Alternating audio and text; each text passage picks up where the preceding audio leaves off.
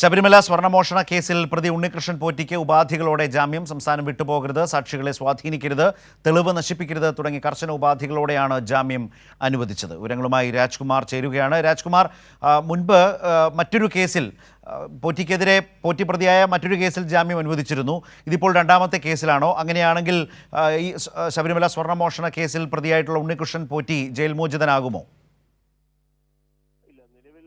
ഒരു കേസിൽ മാത്രമാണ് ഇദ്ദേഹത്തിന് ഇപ്പോൾ ജാമ്യം കിട്ടിയിരിക്കുന്നത്. പക്ഷെ അതില് ഈ SITയുടെ വാദങ്ങൾ കോടതി അംഗീകരിച്ചില്ല.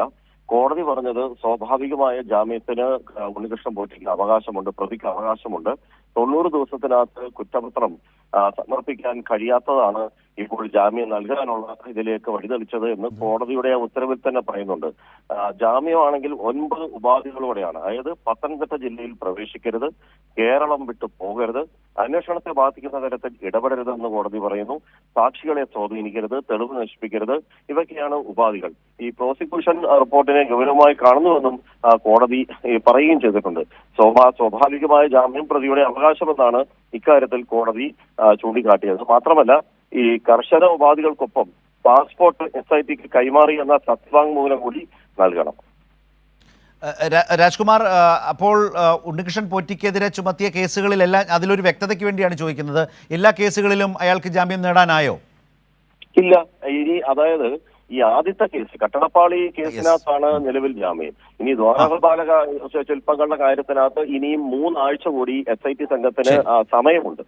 അവർക്ക് ഈ 90 ദിവസം തികയാൻ 3 ആഴ്ച കൂടിയുണ്ട്. ആ 3 ആഴ്ചക്കുള്ളിൽ കുറ്റപത്രം സമർപ്പിക്കാൻ കഴിഞ്ഞാൽ ഈ പ്രതികളുടെ ജാമ്യം തടയാൻ പറ്റും. അല്ലെങ്കിൽ ഒരുപക്ഷെ പിന്നീട് വരുന്ന എല്ലാ പ്രതികൾക്കും അതിൽ ജാമ്യം കിട്ടാനുള്ള സാധ്യത കൂടിയാണ് ഇപ്പോൾ വഴി തെളിയുന്നത്.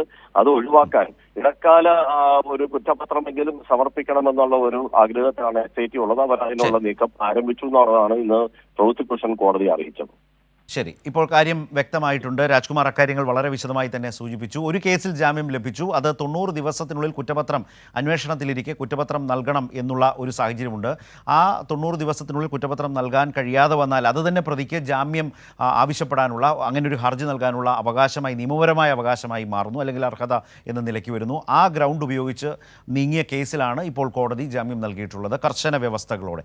എന്നാൽ മറ്റൊരു കേസിൽ, കട്ടളപ്പാളി കേസിൽ അല്ലെങ്കിൽ ദ്വാരപാലക ശില്പങ്ങളുമായി ബന്ധപ്പെട്ട അതിൻ്റെ പാളിയിൽ നടത്തിയ കവർച്ചയുമായി ബന്ധപ്പെട്ട മറ്റൊരു കേസിൽ ഇപ്പോഴും ജയിലിൽ കഴിയുന്ന സാഹചര്യമുണ്ട്. അതിലിപ്പോഴും 90 ദിവസമാകാൻ 3 ആഴ്ച സമയം ഇനിയും ബാക്കിയുണ്ട്. അതുകൊണ്ട് തന്നെ ഈ ജാമ്യം ലഭിച്ചാലും, ഇപ്പോൾ ഈ കേസിൽ ജാമ്യം ലഭിച്ചാലും നിലവിൽ ജയിൽ മോചിതനാകാൻ കഴിയില്ല. അന്വേഷണ സംഘത്തിൻ്റെ കൂടുതൽ ചോദ്യം ചെയ്യലുകൾക്കും മറ്റും വിധേയനായി ജയിലിൽ തന്നെ ഉണ്ണികൃഷ്ണൻ പോറ്റി ഉണ്ടാകും. ഈ കേസുകളുമായി ബന്ധപ്പെട്ട വിവരങ്ങളാണിപ്പോൾ രാജ്കുമാർ നൽകിയത്.